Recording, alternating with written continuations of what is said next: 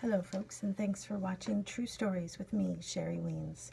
I hope you guys are staying safe during this pandemic and having creative ways of dealing with the lockdowns. Definitely not fun, but we are all in this together. If you've been following the George Floyd case, boy, have I got some thoughts to share with you. Stay tuned, coming up.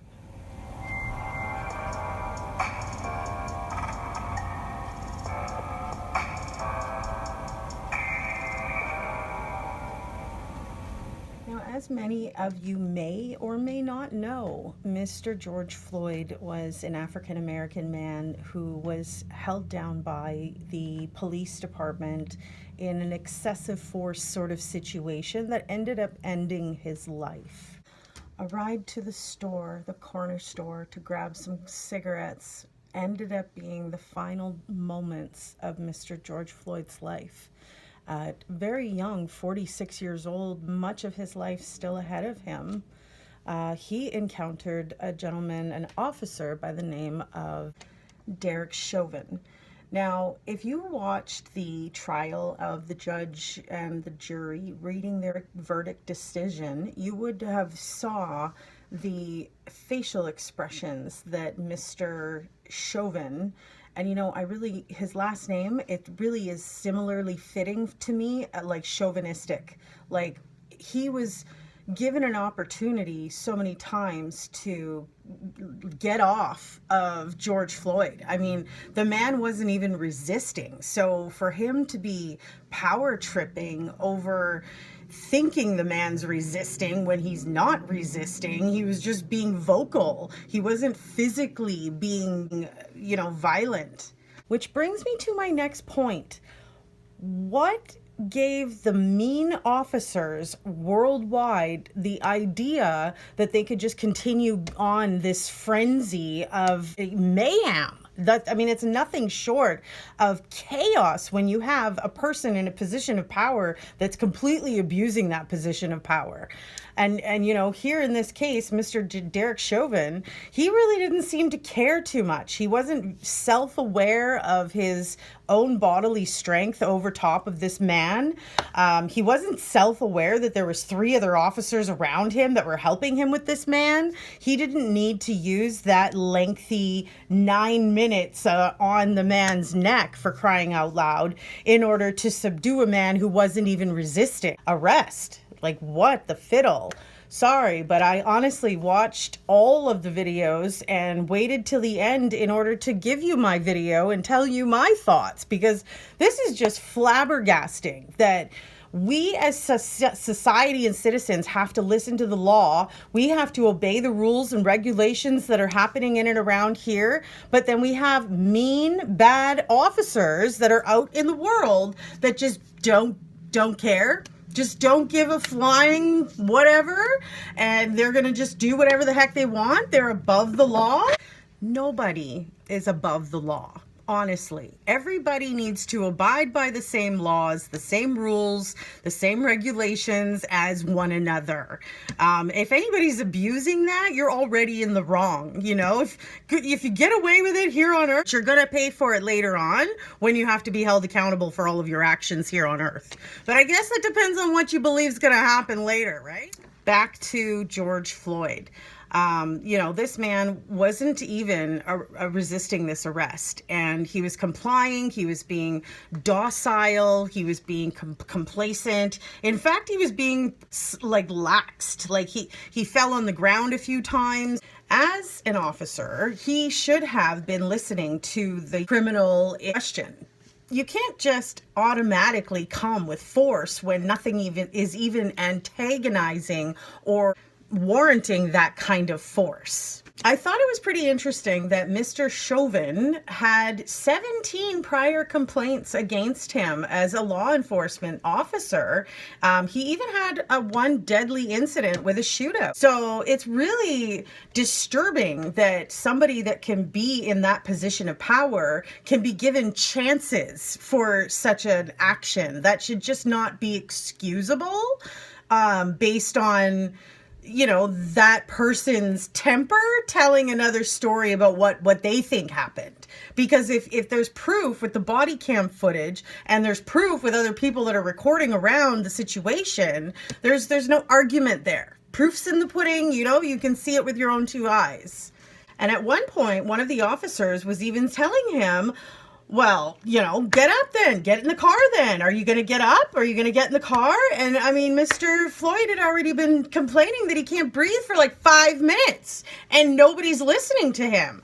Although, mind you, one of the officers did come in, I think it was Mr. Tutau, that came and said, shouldn't we roll him over, And honestly, if I was a person in a police officer's position, seeing another officer doing something like that I felt was excessive, I would have physically moved him off. Like, get off, get away, because you're clearly not in your right mind to be able to discern the proper judgment at this point. If you're over the top, maybe you've had a bad day, maybe somebody pissed you off and pissed in your cornflakes. I don't know, right? But there's no excuse. However, as fellow officers, it would have been nice if somebody would have proactively took action and physically moved him off of the man, got the man up, because the man, Mr. Floyd said at one point, I'll get in the car, I will, even though he was claustrophobic and he didn't want to. They were viewing that as resisting, and he's saying, listen, I'll just get in the car already. Like, he couldn't breathe so badly. He had been asking for so long for this man to get some of this weight off of him so he could breathe. Absolutely shocking. Now, what's sort of happened on the flip side now is that we've got a lot of anger and wrath and, people that are standing up for this is not okay and this is not okay.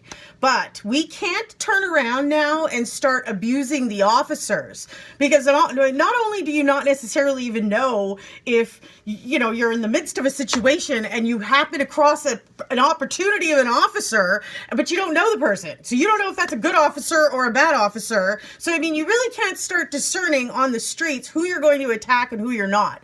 And let's face it, if you're at that level of anger, you're really probably only seeing the suits, not necessarily name badges and verifying, any of it. So in all honesty, I really feel like we need to, now that he's been held accountable, because let's be honest, how long did they think that they were going to get away with this tyrant of, murder on the black folks around town and get away with it over and over and over and over? I mean, there comes a point where someone said, okay, you know what? I've had a little too much. I'm done. I have no more patience for this. This is intolerable actions. We shouldn't be reacting like this. There needs to be a little bit more proactive, different situations and scenarios on dealing with it. It sounds, although, that they had policy and protocols in place that weren't really being followed at all. So that's unfortunate. And like I said, if I would have been a fellow officer stuck in that kind of a situation, I really would have proactively just taken charge, because that's somebody's life, And then not only that, the guy didn't really do much wrong. Maybe he spent a $20 counterfeit bill, and I get it. The counterfeit money is illegal and that's wrong. But did he deserve to die over that? I think that was really excessive. I can understand where the anger is sort of coming from when people are very upset that this situation has sort of repeated itself over and over and over, and nobody's getting anywhere into clearing this type of situation from continuing to happen. Now, there's a lot of good officers out in the world, but if you're one of those officers and you're in that kind of a situation, why not step up and help? I mean, I honestly think that had somebody have done that and Mr. Floyd lived, maybe there would have been an honor that was presented to that officer for having taken that action at the last minute. Now Mr. Derek Chauvin is just going to be made an example of here by the court of law, because the public has had enough, and there's been enough uproar from the public to say enough's enough. And it, very well should be. Although I am against going into the violent anger mode towards the officers and the law, all of that. I'm against going in, the direction that they are, some of those mean and bad officers are in. I think that there's a lot better constructive ways we can deal with this type of situation. I do think that there needs to be some type of policy invented as far as if someone has a bunch of complaints, clearly there's an issue, maybe need to team up with somebody of higher seniority and see how this person really acts and go on the body cam footage and maybe not employ somebody who could potentially put your precinct in a lawsuit because of their negligence on being able to keep their temper in check. I mean, that's really what it broke down to, right? He couldn't keep his temper in check enough to be self-aware that his body was on this man who wasn't even squirming for 9-10 minutes, for crying out loud, before he's rolled over after another fellow officer suggests that not once but twice. I mean, come on, what more do you need? So I'm not surprised, but I'm happy that there is an example being made here that, you know, yeah, you should use your excessive force, you know, if you are in a situation where you need to use it. But if you don't need to use it, why are you using it, right? That's not a tool that you just pull out whenever you want, you know? It's made and trained for a purpose in a certain situation, and that's it, you know? And if it isn't that situation, it shouldn't have been used.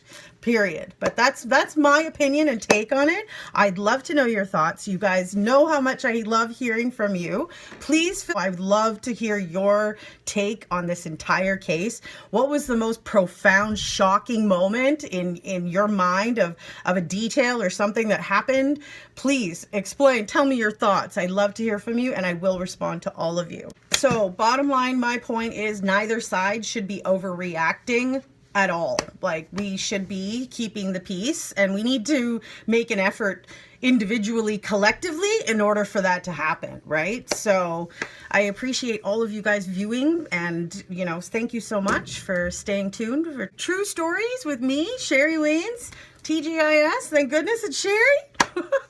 I hope you guys have a great rest of the week. Stay safe out there. Keep your masks on. Watch your social distance, folks. And let's do our part to save the people who could be affected and die from this virus.